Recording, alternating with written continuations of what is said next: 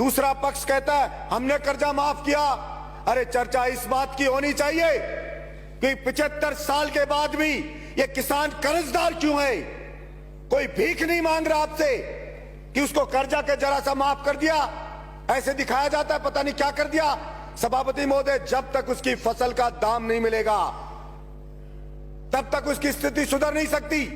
जब तक उसके खेत को पानी नहीं मिलेगा, उसे बिजली समय पर नहीं मिलेगी, उसे बीज खाद नहीं मिलेगा, तब तक अपन केवल सहानुभूति नहीं बटोर सकते कि हमने कर्जा जरा सा माफ कर दिया, ऊंट के मुंह में जी रहा है वो। सभापति महोदय, मैं कुछ आंकड़े रखना चाहता हूं सदन में। 1967 में आईएएस की सैलरी हुआ करती थी 250 रुपए, जो आज वो 3 से 3.5 लाख रुपया महीना हो गई है। और वही 1967 में डीजल होता था सभापति महोदय 20 पैसे लीटर, और आज वो 100 रुपए लीटर हो गया है।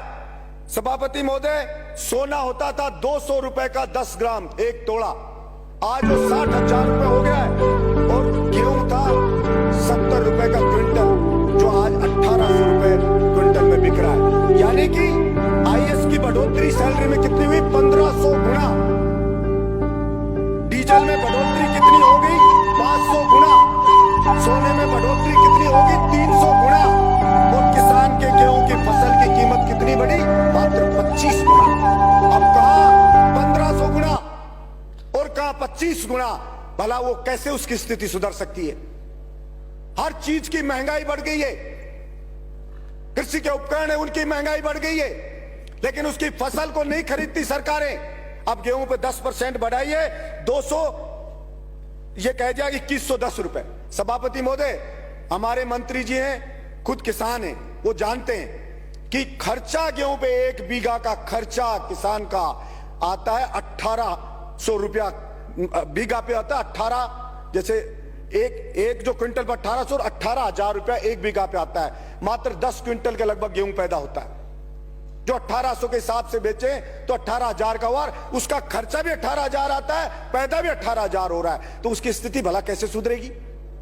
सरसों की फसल करो तो उसके ऊपर भी वही 11,000 के समथिंग खर्चा आ जाता है, और वो बिकती है तो वही 18,000 20,000, और कभी पाड़ा पड़ गया तो बर्बाद हो गया। गेहूं में अगर हवा चल गई, गिर गया गेहूं तो बर्बाद हो गया। तो भला वो किसान कैसे बेचारा उठ सकता है?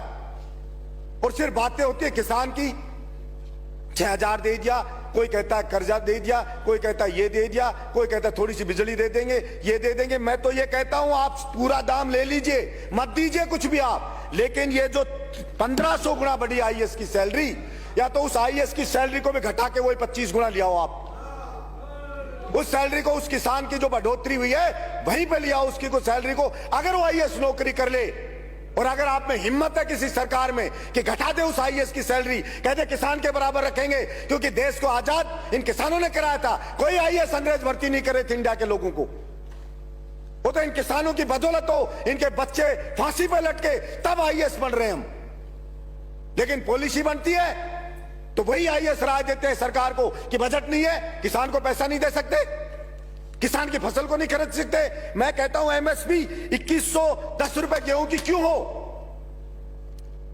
इसकी एमएसपी उतनी करो ना जितनी उसकी गुजारा हो उसका, लेकिन उसमें कोई चर्चा नहीं होगी और कोई पैसा मिलेगा नहीं। और ये किसान सहन शक्ति है बेचारे की, सहन करे जा रहा सहन, ये उसकी ग्रेटनेस है कि वो सहन कर रहा है और मेरा देश महान कह रहा है। अब फौज में जाता था सभापति महोदय, उसका बेटा एक्सरसाइज करता था, फौज की भर्ती भी बंद कर दी है। पुलिस में जाता था सभापति महोदय, दौड़ भाग करता था, खेत में काम करता था, फिजिकल फिट होता है, मजबूत होता है, बहादुर होता है, दौड़ भाग करके पुलिस कांस्टेबल बन जाता था। कोई मिलिट्री में जाके, अब मिलिट्री का भी बंद, पुलिस कांस्टेबल में आईएएस जैसा पेपर पकड़ा देते हैं। उसकी फिजिकल फिटनेस को कोई देखते ही नहीं है। अब उसमें पेपर में कौन सेलेक्ट होता है? वही जो ट्रक चलाने वाला खरीद के 10 लाख मिलाया वो सेलेक्ट हो जाता है। इसलिए सभापति महोदय, मैं आपके माध्यम से सरकार से गुजारिश करता हूं कि केवल किसान किसान बात करने से नहीं होगा। वास्तव में आज किसान को सबसे ज्यादा न्याय की जरूरत है, और उसके साथ हमें न्याय करना पड़ेगा। नहीं, वो किसान के बच्चे जो अंग्रेजों से लड़े थे, जिस दिन उसने ठान लिया उस दिन फिर आप सोचना क्या हाल होगा। इसलिए मैं समझता हूं उठा उठा के फेंक देंगे और होगा क्या, मूली की तरह पाड़ पाड़ के फेंक देंगे आपको, और क्या होगा, ये होगा।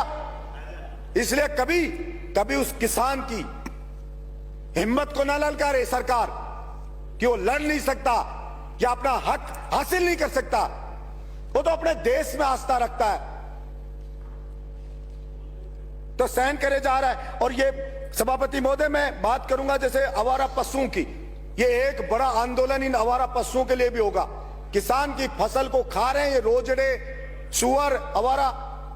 और मैंने पहले भी कहा, अरे आदमियों की नसबंदी करते हो, इनकी नसबंदी करके ही रोक दो। हम छोटे बच्चे थे तो बछड़ों की नसबंदी करवाता था किसान।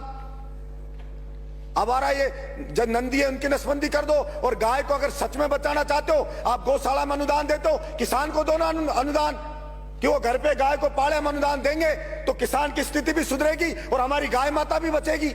लेकिन किसान को तो देना नहीं चाहते, क्योंकि सब जानते हैं अगर उसके पास, अगर उसकी रोटी पेट में आ गई, उसको थोड़ा जीने का मिल गया तो सोचने लग जाएगा वो कि कौन क्या कर रहा है। वो आईएएस हजारों करोड़ रुपए खा रहे, फिर भी 1500 गुना सैलरी बढ़ा रहे हो। जाके देखो एक आईएएस बनता है तब क्या घर होता है उसका, और 5 साल बाद देखो उसके बच्चे मर्सिडीज में घूमते हैं, विदेश में पढ़ते हैं। क्या कभी सरकार ने पूछा है कि कहां से आ गया है पैसा? फार्म हाउस है बड़े बड़े, और बड़े बड़े मंत्री जाते हैं और जाकर फार्म हाउस में उसके पार्टी करके आ जाते। कभी पूछा किसी ने कि ये कहां से लिया आया? लेकिन कोई नहीं पूछा जाता। इसलिए मैं आशा रखता हूं कि किसान के ऊपर रियल में कोई उसकी दशा सुधारने पर निर्णय होगा। धन्यवाद सभापति।